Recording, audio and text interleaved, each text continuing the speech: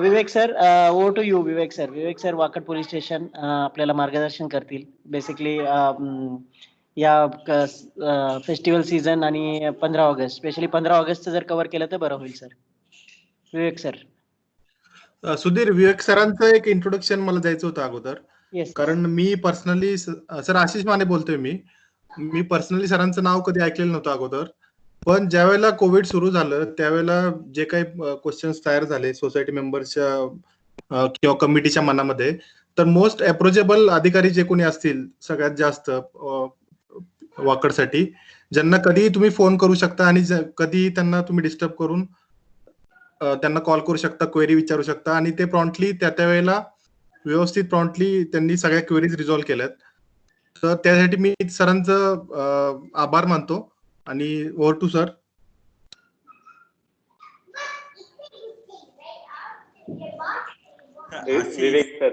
विवेक sir 2 मिनिटं गेले होते. मला वाटतं तू इंट्रोडक्शन परत द्यावं.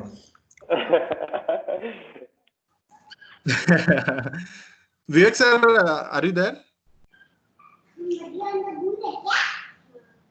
हॅलो. आहेत, बहुतेक आहेत. नाही त्यांचा आवाज येतोय का? आवाज येतोय? हो येतोय सर. व्हिडिओ पण ऑन करा.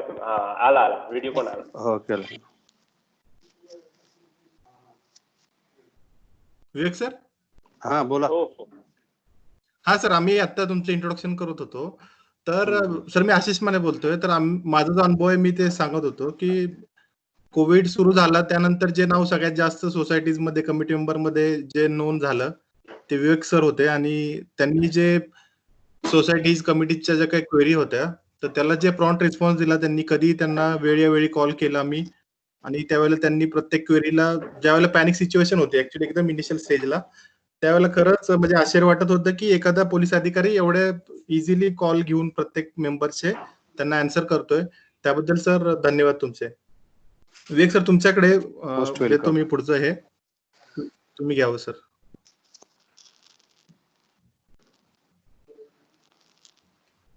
हा, काय अपेक्षित काय आहे तुम्हाला माझ्याकडून? Sudhir, can you repeat the question for Vivek sir, please? आता 1 मिनिट, मी तुम्हाला गणेशोत्सवा संदर्भात शासनाच्या गाईडलाईन्स आहेत ते वाचून दाखवतो तुम्हाला. आपल्या 11 जुलैला शासनाच्या सूचना आलेल्या आहेत. कोविड-19 मुळे उद्भवलेल्या संसर्गजन्य परिस्थितीचा विचार करता या वर्षीचा गणेशोत्सव साध्या पद्धतीने साजरा करण्याचा निर्णय घेण्यात आला आहे. त्या अनुषंगाने खालील प्रमाणे मार्गदर्शक सूचना करण्यात येत आहेत. सार्वजनिक गणेशोत्सवासाठी गणेशोत्सव मंडळांनी महापालिका, स्थानिक प्रशासन यांची त्यांची धोरणानुसार यथोचित पूर्व परवानगी घेणे आवश्यक राहील. 2.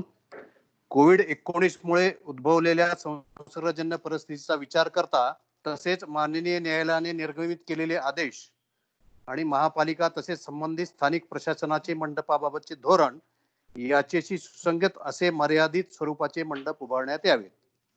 या वर्षीचा गणेशोत्सव साध्या पद्धतीने साजरा करणे अपेक्षित असल्याने घरगुती तसेच सार्वजनिक गणपतीची सजावट करताना त्यात भपकेबाजी नसावी. श्री गणेशाची मूर्ती सार्वजनिक मंडळाकरता 4 फूट व घरगुती गणपती 2 फुटाच्या मर्यादेत असावा. या वर्षी शक्यतो पारंपरिक गणेश मूर्तीऐवजी घरातील धातू, संगमरवर आदी मूर्तीचे पूजन करावे. मूर्ती शाडूची पर्यावरणपूरक असल्यास त्याचे विसर्जन शक्यतो घरच्या घरी करावे. विसर्जन घरी करणे शक्य नसल्यास नजीकच्या कृत्रिम विसर्जन स्थळी विसर्जन करण्यात यावे.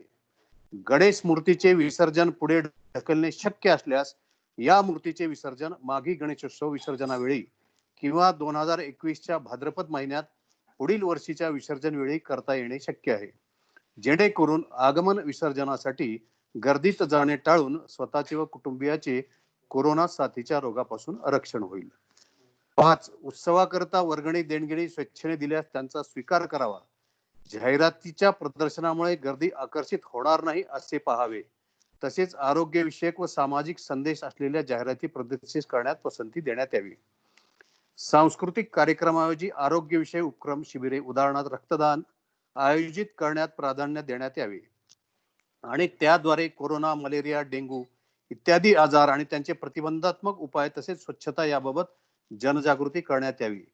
आरती, भजन, कीर्तन व अन्य धार्मिक कार्यक्रम आयोजित करताना गर्दी होणार नाही, तसेच ध्वनी प्रदूषणासंबंधी नियमांचे व तरतुदीचे पालन करण्यात यावे.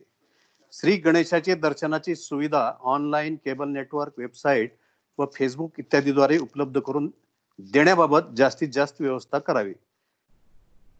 गणपती मंडपामध्ये निर्जंतुकीकरणाची तसेच थर्मल स्क्रीनिंगची व्यवस्था करण्यात यावी. गणपतीचे पूजा करताना सोशल डिस्टन्सिंग, मास्क इत्यादी नियम पाळण्याकडे विशेष लक्ष देण्यात यावे. श्रींच्या आगमन व विसर्जन मिरवणुका काढण्यात येऊ नयेत. लहान मुले आणि वरिष्ठ नागरिकांनी सुरक्षेच्या दृष्टीने विसर्जन स्थळी जाणे टाळावे. संपूर्ण इमारतीतील सर्व घरगुती गणेश मूर्तीच्या विसर्जनाची मिरवणूक एकत्ररित्या काढण्यात येऊ नये. महापालिका, विविध मंडळे, गृहनिर्माण संस्था, प्रतिनिधी, स्वयंसेवी संस्था इत्यादीच्या मदतीने कृत्रिम तलावाची निर्मिती करण्यात यावी.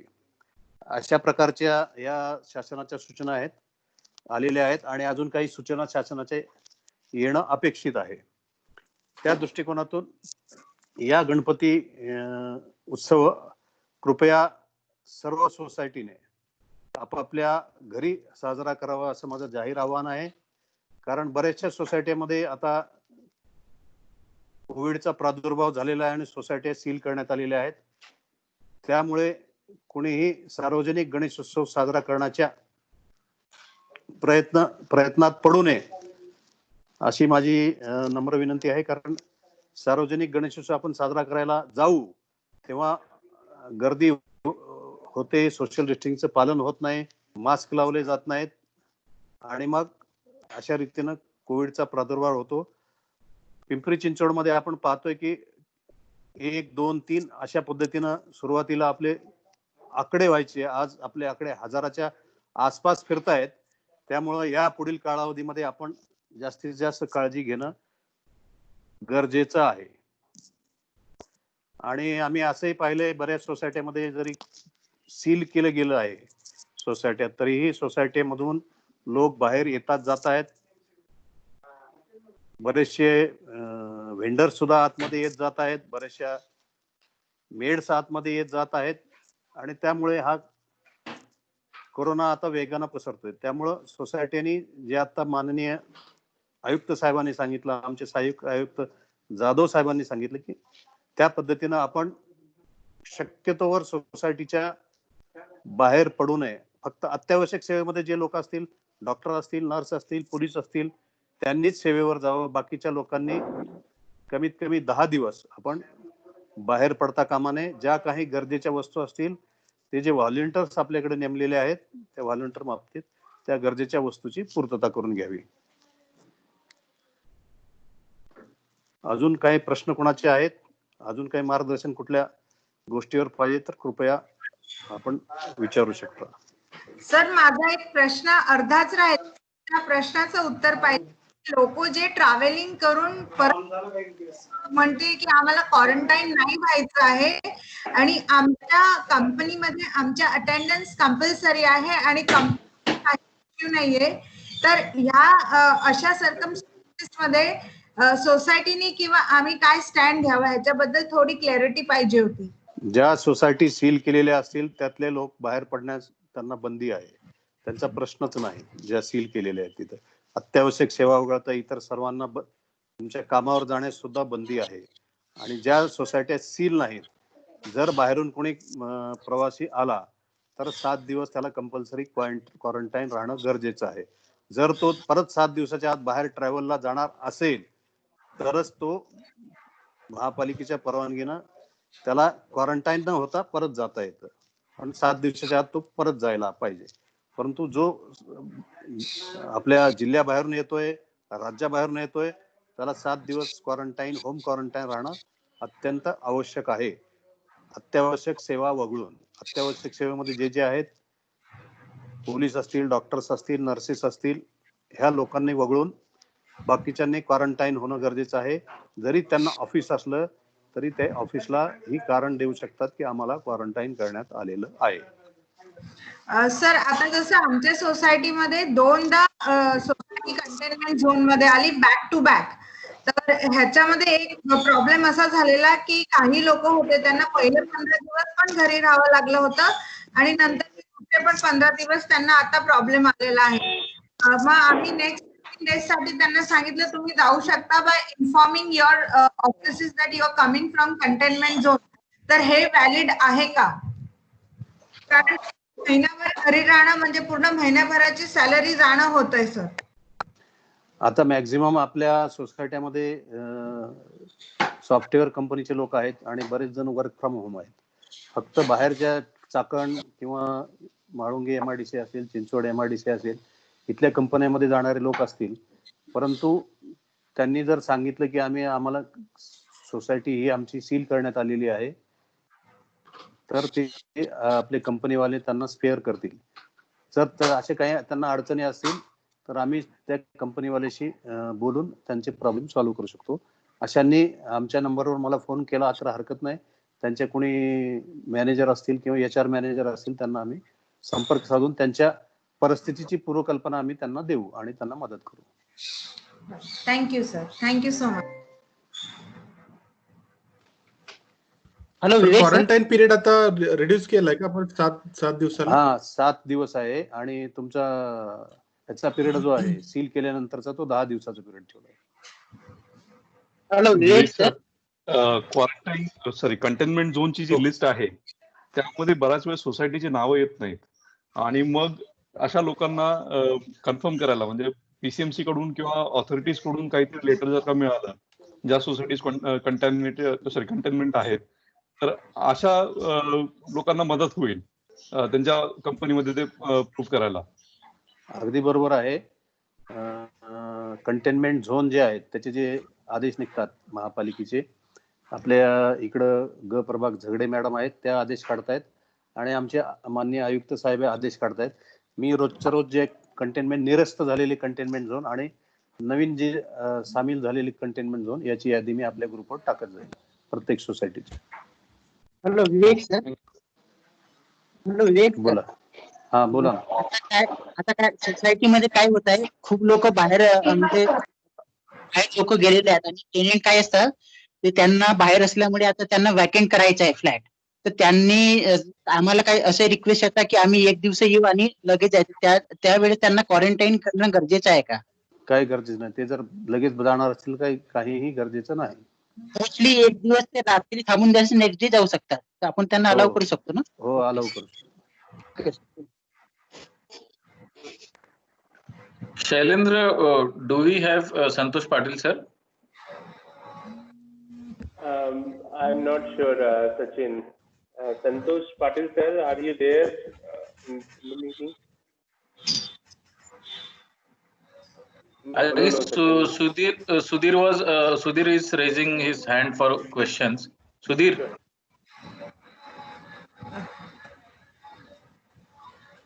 I think Sudhir can now call our next guest, Mr. Shahuraj Hire, for today's, who is one of the speaker for today. Hello. Hello. Hello. Santosh Patil बोलतोय. हा बोला सर. हा एक प्रश्न आपण काहीतरी विचारत होता. हो सचिन पाटील साहेब आहे. PCMC चा काय प्रश्न होता ना सचिन? संतोष पाटील सर, एक क्वेश्चन होता. जसं काही सोसायट्यांमध्ये आयसोलेशन सेंटर पालिकेतर्फे आता सध्या करण्यात येत आहेत, तर असं काही आयसोलेशन सेंटरची डेफिनेशन काय आहे? म्हणजे बिल्डिंग 2 बिल्डिंगला लागून एखादी समजा बिल्डिंग नवीन अपकमिंग असेल, अंडर कन्स्ट्रक्शन किंवा ऑलमोस्ट कम्प्लीट झाली असेल, तर पालिका अशा बिल्डिंग्सना आयसोलेशन सेंटर करते आहे का? आणि समजा रेसिडेंट्सचं काही ऑब्जेक्शन असेल आजूबाजूच्या रहिवाशांचं, तर त्यात काय करता येईल? तुमचं काय मत आहे सर? एक आपण लक्षात घेतलं पाहिजे की कोविडच्या पेशंटना ट्रीटमेंट करण्यासाठी 4 प्रकारच्या फॅसिलिटी आपण एस्टॅब्लिश करत आहोत. पहिली फॅसिलिटी आहे कोविड केअर सेंटर, त्यानंतर आहे डेडिकेटेड कोविड हेल्थ सेंटर, त्याच्यानंतर आहे डेडिकेटेड कोविड हॉस्पिटल आणि आता चौथी फॅसिलिटी ज्याला आपण म्हणू शकू ती आहे होम आयसोलेशन. आता या 4 प्रकारच्या फॅसिलिटीमध्ये वर्गीकरण करायचं झालं तर आपण ज्या प्रकारच्या फॅसिलिटीची अपेक्षा केलेली आहे ती डेडिकेटेड कोविड सेंटरमध्ये असते. सध्या आपण जे सेंटर एस्टॅब्लिश केलेले आहे त्याची संख्या जवळपास 19 आहे, डेडिकेटेड कोविड सेंटर. आता हे कोविड सेंटर आपण शक्यतो शासनाच्या ज्या इमारती आहेत त्याच्यामध्ये एस्टॅब्लिश केलेले आहेत. काही मेडिकल इंजिनिअरिंग कॉलेजेस आहेत त्यांचे हॉस्टेल आपण घेतलेले आहेत आणि म्हाडा किंवा महानगरपालिकेच्या मालकीच्या ज्या मल्टी स्टोरेज बिल्डिंग आहेत, आशीची माईक बंद केला तर बरं होईल. या मल्टी स्टोरेज बिल्डिंग ज्या आहेत, ज्या फ्लॅट्स आहेत 1 BHK और 2 BHK फ्लॅट्स आहेत त्याच्यामध्ये आपण कोविड सेंटर एस्टॅब्लिश केलेले आहे. हर्डीकर सरांनी ज्याप्रमाणे मार्गदर्शन केलेलं होतं की काही कोऑपरेटिव्ह हाऊसिंग सोसायटी मधून त्यांच्या क्लब हाऊस मध्ये किंवा इतर जी काही कॉमन प्लेस असेल यामध्ये dedicated Covid care centre establish करण्यासाठी परवानगी मागण्यात येत आहे. आता त्यात हाऊसिंग सोसायटीचीच मागणी असल्यामुळे त्या ठिकाणी आक्षेप असण्याचा खरं तर प्रश्न उद्भवणार नाही. आणि महानगरपालिकेच्या वतीने ज्यावेळेस एखाद्या इमारतीमध्ये केअर सेंटर आपण एस्टॅब्लिश करतो त्यावेळेस आजूबाजूची परिस्थिती आपण लक्षात घेतो. त्या इमारतीमध्ये पॉझिटिव्ह पेशंटच फक्त रहिवासासाठी राहणार असल्यामुळे त्यांच्यापासून इतरांना कोणताही त्रास होणार नाही किंवा स्प्रेड होणार नाही या दृष्टिकोनातून सोशल डिस्टन्सिंग मेंटेन करणं किंवा फिजिकल डिस्टन्सिंग मेंटेन करणं ही पूर्वअट असते. त्यामुळे अशा ठिकाणीच आपण कोविड केअर सेंटर एस्टॅब्लिश करतो जेणेकरून सर्वसामान्य माणसं त्या ठिकाणून येणं जाणं करणार नाहीत किंवा त्यांचा कोणताही संपर्क पॉझिटिव्ह रुग्णाशी होणार नाही. आणि सर अशी जर एखादी बिल्डिंग अंडर कन्स्ट्रक्शन आहे, म्हणजे एक छोटंसं एक्झाम्पल आहे वाकडमध्ये, पिंक सिटी रोडला एक अंडर कन्स्ट्रक्शन सोसायटी आहे 7 बिल्डिंगची, त्याच्या ऍडजस्टंट एक सोसायटी आहे, तर त्या सोसायटीच्या रहिवाशांना थोडंसं म्हणजे काळजी वाटते किंवा ते टेन्शन मध्ये, पूर्ण भीतीचं वातावरण आहे सोसायटीमध्ये की बाजूच्या अंडर कन्स्ट्रक्शन बिल्डिंग मध्ये पब्लिक कोविड सेंटर येतं, तर त्याबद्दल काही गायडन्स मिळेल का तुमच्याबद्दल? निश्चितपणे असं कोणत्याही खाजगी इमारतीमध्ये आजपर्यंत आपण कोविड केअर सेंटर महानगरपालिकेच्या वतीने एस्टॅब्लिश केलेलं नाहीये. आता काही हॉस्पिटल आणि काही हॉटेल्स एकत्र येऊन MOU करत आहेत आणि ते परवानगी मागतात, त्या ठिकाणी आपण परवानगी देतो आहे. आणि ज्या इमारतीमध्ये कोणताही नागरिक म्हणजे जो निगेटिव्ह किंवा पॉझिटिव्ह झालेला नागरिक त्या ठिकाणी राहत नाही अशाच ठिकाणी आपण कोविड केअर सेंटर एस्टॅब्लिश करण्यासाठी परवानगी देतोय. काही खाजगी हॉस्टेल्स आहेत ते परवानगी मागण्यासाठी समोर येत आहेत. परंतु एक लक्षात घेतलं पाहिजे की कोविड पॉझिटिव्ह आणि कोविड निगेटिव्ह हे एकाच इमारतीत राहणार नाहीत या दृष्टिकोनातून आपण खात्री करू आणि त्याच ठिकाणी आपण परवानगी देणार आहोत. एक लक्षात घेतलं पाहिजे, आपण या आजाराबद्दल काळजी घेतली पाहिजे जरूर, परंतु या आजाराबद्दल विनाकारण भीती बाळगण्याचं काही कारण नाही. सोशल डिस्टन्सिंग किंवा ज्याला आपण फिजिकल डिस्टन्सिंग म्हणतो ते साधारणतः 2 मीटर जर असेल तर या 2 मीटरच्या नंतर कुठलाही व्हायरस आपल्यापर्यंत पोहोचू शकत नाही. इमारतीच्या मध्ये कुठल्याही आपण मार्जिन जरी लक्षात घेतलं तरी हे मार्जिन यापेक्षा जास्त असतं. त्यामुळे आपल्या कुठल्याही परिसरामध्ये एखादी संपूर्ण इमारत जर कोविड केअर सेंटर म्हणून घोषित केलेली असेल किंवा प्रस्तावित असेल, त्यामुळे बाजूच्या इमारतीमध्ये राहणाऱ्या रहिवाशांना घाबरण्याचं कुठलंही कारण नाहीये. Right sir, thank you for your answer sir. Shailendra.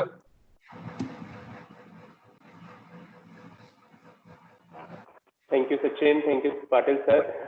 Sudhir, if you are there, can you please introduce our next guest and let's conclude with remaining question. I think all the guests have explained us the formalities, the guidelines. Some of the guidelines are yet to come, specifically with 15th August, 2-3 days में आने वाली है. So, is there any unique question which has not been answered? Let's try to take that. And Sudhir, are you there? Can you introduce the next guest, please? Sudhir, you are on mute if you are speaking. Okay, for some reason we don't have Sudhir Deshmukh at this point. So I will introduce Hire sir, Saurabh Hire sir from DDR. Sir, thank you so much for joining this webinar. You have been very helpful with all the support to all the queries that we have raised from societies. On today's webinar, our agenda was mainly to understand 15th August and Ganesh Utsav guidelines, formalities, restriction, constraint to the society. But there is one specific question which is still you have clarified in other groups, but people are still asking about SGM and AGM. Can you just one more time, for the benefit of all the societies, can you reiterate what is the stand from DDR on SGM and AGM? Can we conduct it? Is it physical meeting possible, or can the digital meeting possible? Sahuraj, please. Thank you, Mr. Shailendra, and I think I'll speak in Marathi so that Yes, sir. I'll be comfortable, or the message will be very clear. सर्वप्रथम मी इथे Pimpri Chinchwad housing फेडरेशनने आजचा हा webinar आयोजित केला आणि त्यामध्ये मला इथल्या बाकीच्या सर्व डिग्निटरीज बरोबर त्यांचं मार्गदर्शन ऐकण्याची संधी मिळाली. आणि इथे मी अधिक काही वेळ न घेता मी फक्त एवढंच म्हणेल की आपल्याला सुदैवाने मान्य महानगरपालिका आयुक्त श्री श्रावण हर्डीकर सरांनी साधारणतः पाऊण तासापेक्षा अधिक जास्त वेळ देऊन आपल्या जवळजवळ सर्व शंकांचं या ठिकाणी निरसन केलेलं आहे. आणि त्यांचं एक आवाहन किंवा त्यांनी जे प्रेडिक्शन केलेलं आहे की पिंपरी चिंचवड महानगरपालिका क्षेत्रामध्ये पीक अजून यायचा आहे किंवा तो येण्याची शक्यता आहे. तर त्यामुळे मला वाटतं की ह्या जो इशारा किंवा ही सावधानी त्यांनी आपल्याला जी दिलेली ते पाहता आणि शासनाने देखील जे आपल्याला आवाहन केलेलं आहे, तर त्यामुळे गणेशोत्सव असेल किंवा इतर जे काही सार्वजनिक आपण राष्ट्रीय इतर काही कार्यक्रम आपण आयोजित करतो ते साधेपणाने करावेत आणि त्याकरता ज्या काही गाईडलाईन्स येतील त्या पद्धतीनेच सहकारी संस्थांनी त्या पाळाव्यात.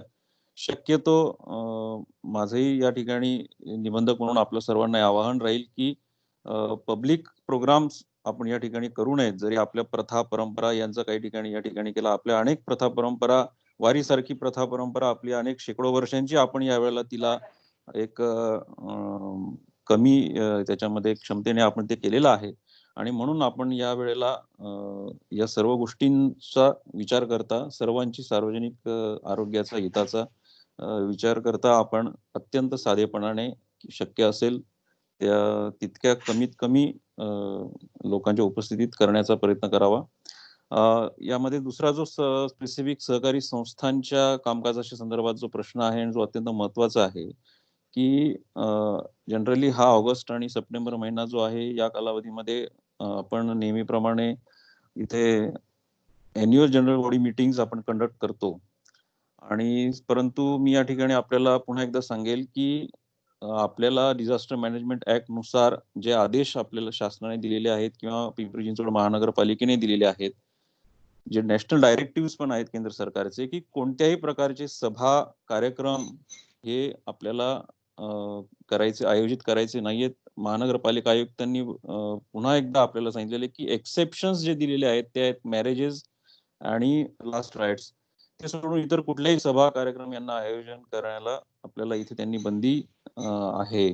त्यामुळे आपण त्या सर्व सूचनांचं पालन करावं. अशा प्रकारचे सभा किंवा गर्दी होणारे कार्यक्रम घेऊन आयुक्त साहेबांनी हे देखील सांगितले की सोसायट्यांच्या परिसरामध्ये जो यंग क्राऊड आहे तो विशिष्ट ते फिजिकल डिस्टन्सिंग पाळत नाहीत किंवा ते मास्क घालत नाहीयेत, ते एकमेकांमध्ये एकत्र येत आहेत आणि या घटनांमुळे असिम्प्टमॅटिक जे काय आहेत कॅरियर्स हे कदाचित कोविड पसरवण्यासाठी कारणीभूत ठरू शकतात. आणि म्हणून या गोष्टींवर देखील सर्व आपल्या सभासदांना आपण आवाहन करा असं माझं या ठिकाणी आपल्या सर्व पदाधिकाऱ्यांना मी आवाहन करेल, विनंती करेल. आणि महानगरपालिका प्रशासन आणि पोलीस प्रशासनाला या ठिकाणी आपण सहकार्य करा. आता दुसरा विषय, जर आपण फिजिकली जे नेहमीप्रमाणे आपण करतो आपल्या कायद्यानुसार की आपल्याकडे सभा ही एका विशिष्ट ठिकाणी आयोजित केली गेली पाहिजे, त्या सभेचं आपण कायद्यानुसार आपल्याला माहिती आहे की आपण त्याचं एक हजेरी पत्रक त्या ठिकाणी ठेवतो. त्या प्रत्येकाला त्या ठिकाणी बोलण्याची संधी दिली जाते. परंतु अनफॉर्च्युनेटली या कोविडच्या सिच्युएशनमुळे आपण काही करू शकत नाहीये आणि त्यामुळे अशा फिजिकल सभा आपण आयोजित करू शकत नाही. दुसरी गोष्ट, डिजिटल पद्धतीने ही सभा आपण घेऊ शकतो का, तर त्याच्यामध्ये ही कायदेशीर बाब आहे. ही काही केवळ कुठला कार्यक्रम नाहीये किंवा कुठला काही सेमिनार नाहीये सर्वसाधारण सभा म्हणजे. त्यामुळे त्याला सर्वसाधारण सभा म्हणता येणार नाही. जर अशा डिजिटल पद्धतीने आपण काही डिस्कशन्स केले आणि त्यामध्ये जर ठराव पारित करायचा जरी विषय झाला तरी त्याच्यामध्ये डिजिटल पद्धतीने ठराव पारित करणे किंवा ई वोटिंग करणे किंवा ई पोलिंग करणे आणि त्या पद्धतीने मग ते ठराव पारित झाले असं समजणं, अशी काही आपल्या कायद्यामध्ये तरतूद अद्यापपर्यंत नाहीये किंवा त्याबद्दलच्या गाईडलाईन्स अद्यापपर्यंत आपल्याकडे नाहीयेत. म्हणून माझं आपलं सर्वांना हे आव्हान राहील. माझी परवा देखील यामध्ये सहकार आयुक्त कार्यालयातील जे प्रशासन विभागाचे जे कायदा आणि प्रशासन विभागातले जे उपनिबंधक आहेत त्यांच्याशी माझी स्पेसिफिकली या प्रश्नावर चर्चा झाली की आम्हाला वारंवार या ठिकाणी विचारणा होते आहे आणि काही ठिकाणी संस्थांमध्ये देखील काही ठिकाणी प्रॉब्लेम्स त्या ठिकाणी निर्माण झालेले की त्यांना टॅकल करण्यासाठी त्यांना जनरल बॉडीची परवानगी घेणं आवश्यक आहे असं आपल्या कायद्यामध्ये पण आहे. तर आता याच्यातला एक मध्यम मार्ग म्हणून मी आपल्याला एक सांगू शकतो की जर मॅक्झिमम लोकांनी समजा आपल्याला आता काही फंड्स युटिलाइज करायचे आहेत किंवा फंड्स पूर्व परवानगीनेच आपण युटिलाइज करू शकतो, परंतु अशी परिस्थिती निर्माण झाली की आपल्याला डे टू डे मेंटेनन्ससाठी रक्कम कमी पडते आहे, तर अशा वेळी फंड्स युटिलाइज करायचे आहेत तर आपल्याला जनरल बॉडीची परवानगी आवश्यक आहे. माझं म्हणणं की मॅनेजमेंट कमिट्यांनी केवळ एका विशिष्ट रकमेपर्यंत जेवढी रक्कम कमी पडत असेल तेवढ्या रकमेचा सर्व सभासदांना त्याचं इंटिमेशन देऊन त्या सभासदांची लेखी परवानगी घेतली. जनरल बॉडी न येता लेखी परवानगी जर सर्व मॅक्झिमम 51% 60% पर्यंत असणाऱ्या सभासदांची लेखी परवानगी घेतली आणि त्यांच्या परवानगीने अत्यंत आवश्यक आहे अशा पद्धतीने जर परिस्थिती असेल, अत्यावश्यक आहे, अत्यंत इमिजिएट आहे किंवा अर्जंट आहे, आपल्याला या खर्चाशिवाय आपल्याला अपरिहार्य आहे फंड्स मोडण्याची, तर त्याच परिस्थितीमध्ये केवळ 60% लोकांची लेखी परवानगी असेल, लेखी तसं पत्र असेल तर मला वाटतं करायला काही हरकत नाहीये. परंतु असं असलं तरी सुद्धा नंतर येत्या जनरल बॉडी मीटिंग मध्ये जी कुठली स्पेशल असेल किंवा अॅन्युअल असेल त्यामध्ये हा जो काही मॅनेजमेंट कमिटीने घेतलेला डिसिजन असेल किंवा हा जो काही खर्च केला असेल तो अर्थातच त्यांना रॅटिफाय करून घ्यावा लागेल आणि मग केवळ अपरिहार्य असलेल्या परिस्थितीमध्येच या गोष्टींचा वापर करण्यात यावा. आणि मला वाटतं 30 सप्टेंबर पर्यंत अॅन्युअल जनरल बॉडी मीटिंग घेण्याचं प्रोव्हिजन आहे कायद्यातलं, अजूनही ती काही कालावधी संपलेला नाहीये. शासन स्तरावर कदाचित मॅनेजमेंट कमिट्यांना काही विशिष्ट अधिकार बहाल करण्याविषयी चर्चा चालू आहे आणि कारण केवळ सहकारी संस्था, गृहनिर्माण संस्थाच नाही तर अनेक साखर कारखाने आहेत, इतर जिल्हा मध्यवर्ती बँका आहेत, मोठमोठ्या प्रक्रिया संस्था देखील आहेत, काही खरेदी विक्री संघ आहेत की ज्यांचे मोठ्या प्रमाणात त्यांना निर्णय घेणं अपेक्षित असतं, तर त्यामुळे त्यांची देखील त्या ठिकाणी मागणी आहे. तर त्यामध्ये शासन स्तरावरून कदाचित याचा निर्णय होऊ शकतो, परंतु तोपर्यंत हा खर्च कोणत्याही खर्चाच्या बाबतीतली ट्रान्सपरन्सी राहावी याकरता मला वाटतं एक 60% लोकांनी सभासदांनी लेखी मंजुरी दिली तर मला वाटतं करायला काही हरकत नाहीये. आणि त्या पद्धती फक्त काही ठिकाणी संस्था परस्पर काहीतरी डिजिटल माध्यमाद्वारेच आम्ही इलेक्शन घेतलं आणि मग यांच्याऐवजी याला अपॉइंट केलं, तर असे प्रकार कृपया करू नका की त्याच्यामुळे त्याला काही कायदेशीर त्याला हे राहणार नाही आणि मग नंतर जर काय असा कारभार झाला किंवा काही इश्यू झाला तर पुढे कारवाईची त्याच्यामध्ये शक्यता निर्माण होते. तर मला वाटतं मी एवढं बोलून माझं मत मी थांबवतो. आपण इथं बोलण्याची संधी दिली. थँक्यू. खूप खूप धन्यवाद सर. खूप मोठी एक क्वेश्चन जे असतील सोसायटीचे ते तुम्ही समाधान दिलेलं आहे. धन्यवाद. ताई, any other question for Hire sir, Sudhir, ताई, आशिष, सचिन, दत्ता? प्रश्न आहे एक. हिरे साहेब.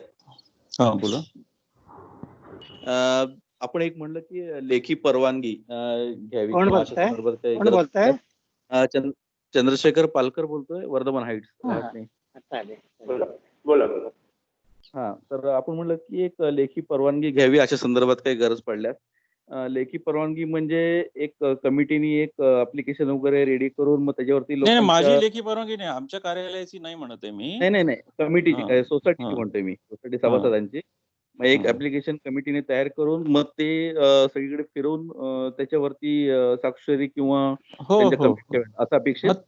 त्याच्या मॉडॅलिटीज तुम्ही तुमच्या पद्धतीने तिथे करू शकता डिफाईन, की ज्या एकतर आधी तशी नोटीस देणं 7 दिवस आधी आणि त्यानंतर 60% लोकांनी त्या पद्धतीने तुम्ही पर्सनली त्या ठिकाणी प्रत्येक तुमच्या स्टाफ असेल त्याच्याकडे जाऊन फ्लॅट ओनरनी जर त्याला लेखी परवानगी दिली तर त्याला मला वाटतं लेखी परवानगी फार महत्वाचं आहे त्याच्यामध्ये सिग्नेचर, कारण हा फायनान्शियल गोष्ट आहे त्याच्यामध्ये. तर त्यामुळे फक्त अपरिहार्य परिस्थितीमध्ये त्याचा विचार केला, कारण शेवटी याच्यामध्ये कुठलाही जे काही तुम्ही कृती केलेली आहे ती बोनाफाईड आहे किंवा मॅलाफाईड आहे हाही त्याच्यामधला मुद्दा येतो. बोनाफाईड कृती असेल आणि त्याच्यामध्ये दुसरा कुठलाच पर्याय तुमच्याकडे राहिला नसेल तरच याचा वापर करावा, अदरवाईज नाही.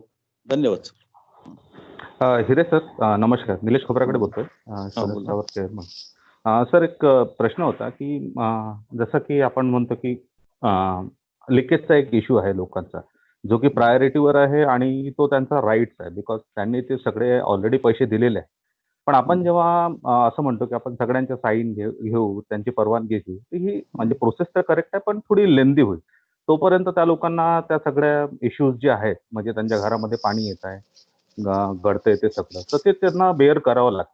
तर मग त्या केसलाही आपण हीच प्रोसेस फॉलो करणार आहे की त्याला या नाही कंडिशनला आता काही इंडिव्हिज्युअल एक्सेप्शन्स आहे? इंडिव्हिज्युअल फ्लॅट ओनरने तर ज्याचा त्याचा फ्लॅट तो जो काही गळती होते त्याचा खर्च तोच करत असतो ना. तुझ्या नाही, बायलॉज सर, मध्ये कॉमन जी लिकेज काही बद्दल बोलतोय मी, एक्सटर्नल कॉमन लिकेज लिकेज आणि कॉमन. हा हा नाही, कॉमन लिकेजचा जो खर्च जो तुमचे जे काही जो पूल सर तुमचा जो काही खर्च तुमच्या याच्यामधनं तुम्हाला करायचा जो अवेलेबल असेल, मी तिथं काय म्हणतो आहे की काही संस्थांमध्ये अशी परिस्थिती आहे की ज्यांच्याकडे फंड्स अवेलेबल नाहीयेत, परंतु त्यांना बँकेमधनं मग त्याच्यातनं फंड्स त्यांना वापरावे लागतात.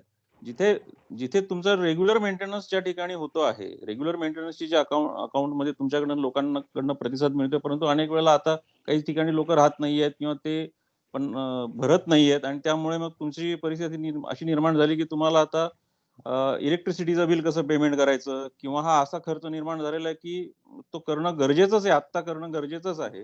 तर मग अशा वेळेला तुम्ही त्या व्यक्तींची तिथे त्या पूर्वपरवानगीने आपल्याला घेणं आवश्यक आहे, कारण शेवटी हा सोसायटीचा फंड आहे.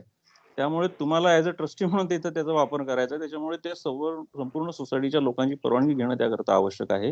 हा, त्याच्यामध्ये विशिष्ट रक्कम तुम्हाला बायलॉज मध्ये ऑलरेडी सांगितलेलं आहे की 1 लाख रुपयापर्यंतचा जर खर्च असेल तर तो मॅनेजमेंट कमिटीला करण्याची परवानगी आहे. 1 लाखाच्या पुढे ज्या वेळेला तो खर्च जातो त्यावेळेलाच तुम्हाला जनरल बॉडी पुढे जावं लागतं.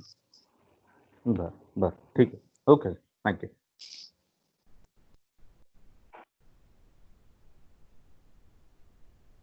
आणखीन काय क्वेश्चन असेल? हॅलो हॅलो सर, एक क्वेश्चन होता. हा, बोला. येस पाटील सर, बोला. हा, आवाज येतो तुमचा. Ashish, go ahead. आशिष, तू बोल. हा, माझं सरांना एक क्वेश्चन होता की एका पर्टिक्युलर केसमध्ये सोसायटीमध्ये जे आपलं ओपन पार्किंग असतं त्याचं जे बिल्डरनी मार्किंग करून दिलेलं असतं येलो कलरच्या स्ट्रिप्सनी, तर ते बऱ्यापैकी खराब झाले आणि त्यामुळे भविष्यामध्ये जर ते लाईन्स राहिले नाही तिथे तर may be individual society member सोसायटीचा स्पेस एन्क्रोच करतोय किंवा आजूबाजूच्या जे पार्किंग वाले असेल त्यांचे काहीतरी वादविवाद होण्याची शक्यता असते. त्यामुळे मॅनेजमेंट कमिटीला ऍक्च्युली ते मार्किंग प्रॉपर असणं महत्वाचं जास्त आहे.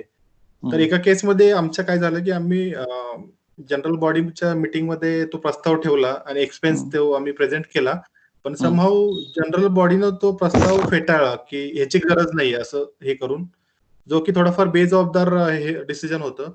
कारण जे काही बाकी इश्यूज होतील जसं सोसायटीच्या जागेवर लोक म्हणजे ओनर्सनी एन्क्रोचमेंट करणं आणि एकमेकांमधले जे वादविवाद आहेत ते अल्टिमेटली मॅनेजमेंट कमिटीलाच त्यामध्ये हे करायला लागतं. तर अशा केसमध्ये जर असे एक्सपेन्सेस जर जनरल बॉडीनं जर रिजेक्ट केले किंवा ते डिनाय केले तर त्या केसमध्ये ऍज अ मॅनेजमेंट कमिटी आम्ही काय करू शकतो? नाही, तुम्हाला काय हे नाहीच आहे त्याच्यामध्ये, कारण आपल्या सहकार कायद्यामध्ये जी सुप्रीम बॉडी तुमची जनरल बॉडीच आहे, सुप्रीम डिसिजन मेकिंग घेणारी, आणि त्यामुळे जर जनरल बॉडीने हे खर्च नाकारले असतील तर नॅचरली तुम्हाला त्याचा अधिकारच नाहीये.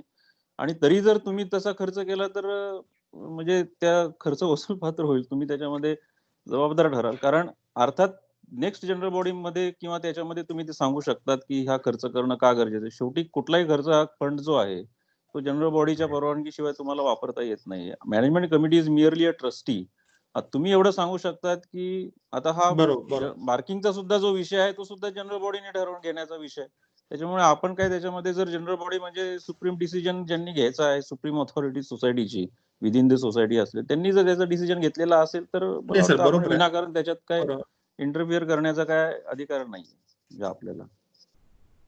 नाही सर, पण त्यामध्ये एक विषय मॅनेजमेंट कमिटी साइडनी अडचणीचा विषय काय होतो की जे काही प्रॉब्लेम उद्या फेस करायला लागतील, की जे काही एन्क्रोचमेंट सोसायटी स्पेसवर कोणी कुठेही गाड्या लावते वगैरे, हे जे इश्यू होतात सपोज, तर ते तर जबाबदार शेवटी मॅनेजमेंट कमिटीला हे पकडलं जाणार आणि जे नाही काही मला वाटतं म्हणजे बरेच वादविवाद होतात त्याच्यावरती. पार्किंगच्या संदर्भातले मग जर असे काही विवाद आले तर मग हे जनरल बॉडी पुढेच ठेवावेत. असंही मॅनेजमेंट कमिटीला काही पार्किंग बद्दल अंतिमतः निर्णय सुद्धा जनरल बॉडीच घेते आपल्या बायलॉज मधले. त्याच्यामुळे जनरल बॉडी पुढेच ठेवावेत. त्यांनाच मग सॉल्व्ह करू द्यावे. चालेल चालेल. खूप वेळ झाली आता बरोबर, वेबिनारला. Okay, sir. सुदीप, आणखीन काय क्वेश्चन आहे का हिरे सरांसाठी? नाहीतर मी काकाला, देशमुख काकाला रिक्वेस्ट करतो की ते सगळ्यांचे आभार प्रकट करा. शैलेंद्र, माझा एक प्रश्न आहे की. हो हो, go ahead. Hello. Yes sir, go ahead sir. Hire sir, आमचे सोसायटी इडन टॉवर म्हणून आहे. हॅलो. हा बोला. 3-4 महिन्यापासून आपला मंथली एक्सपेन्स स्टेटमेंट वगैरे काही अनाऊन्स म्हणजे नोटीस बोर्डवर लावलं नाही आणि काही खर्च झालेले आपल्याला काही कळत नाही. ट्रान्सपरन्सी नाही आहे. नाही, मला वाटतं this forum is for general questions आहे. पर्टिक्युलरली सोसायट्यांचे काही प्रश्न असतील तर आपण मला माझ्या ऑफिसमध्ये किंवा मला माझ्या वैयक्तिक मोबाईलवर विचारावेत. आपण काही पब्लिक जनरल यांचे जे काही प्रश्न असतील तर ते मला विचारा. ठीक आहे, मला वाटतं आता मी रिस्पेक्टेड अरुण देशमुख काका तुम्हाला रिक्वेस्ट करतो की तुम्ही आपले जे गेस्ट आहेत त्यांचा आभार व्यक्त करा आणि वेबिनारला कन्क्लूड करा. धन्यवाद शैलेंद्र. आपण गेले 2 तासापासून अत्यंत चांगल्या पद्धतीने हा जाणीव जागृती कार्यक्रम असं जरी म्हटलं याला तरी काही हरकत नाही आहे की कोरोना विरुद्ध जे काही लढा चाललेला आहे सगळ्या डिपार्टमेंटनी, मग ते सहकार डिपार्टमेंट असेल, पोलीस डिपार्टमेंट असेल, महानगरपालिका असेल, MSCB असेल, रेव्हेन्यू डिपार्टमेंट आहे, हे सगळेजण अक्षरशः ज्याला रक्ताचं पाणी, रात्रीचा दिवस, हाडाची काढं अशा पद्धतीने जे काम चाललेलं आहे तर त्यांना पॅरल अशा प्रकारची आपल्याला भूमिका घ्यायची आहे आणि त्या भूमिकेतून आपण सगळेजण काम करत आहोत आणि फेडरेशन सुद्धा त्याला साथ देत आहे की उठणार नाही, मातणार नाही, घेतला वासा टाकणार नाही अशा पद्धतीने आम्ही हे सगळं करतोय. आणि या तुम्ही सगळी मंडळी जी शासनाची जी मंडळी आहे त्याला जी काही साथ देत आहे, जे काही काम करत आहात त्याला साथ देणं हे आमचं अत्यंत कर्तव्य आहे. त्याच्याबद्दल आम्ही तुमच्याशी आभार मानण्यापेक्षा तुमच्याविषयी कृतज्ञता व्यक्त मी करू इच्छितो. आजच्या या कार्यक्रमाला अगदी खास करून निंबाळकर साहेब या ठिकाणी आले, खार्डीकर साहेब आले, संतोष पाटील साहेब आले महानगरपालिकेचे, नंतर पोलीस डिपार्टमेंटमधनं श्रीधर जाधव साहेब आले, मुंगळीकर साहेब तर काय आम्हाला आता घरच्यासारखेच झालेले आहेत की हक्काचे 2 माणसं आम्हाला असे आहेत, एक हिरे साहेब आणि मुंगळीकर साहेब. या दोघांचं यांच्या ऋणातच राहणं आम्ही पसंत करू. तर अशा पद्धतीने या ठिकाणी तुम्ही जे काही आलात, आम्हाला मार्गदर्शन केलं, आम्हाला तुमच्या माध्यमातून लोकांशी संपर्क साधायची जी संधी दिली त्याच्याबद्दल आम्ही खूप खूप खूप खूप धन्यवाद देतो. मी मगाशी म्हणलो की कृतज्ञता व्यक्त करणं जास्त उचित ठरेल, तर मी धन्यवाद आणि कृतज्ञता या दोघांचा मेळ घालून या ठिकाणी हा वेबिनार चांगल्या पद्धतीने संपन्न झाला आहे असं मी या ठिकाणी डिक्लेअर करतो आणि आपली रजा घेतो. धन्यवाद.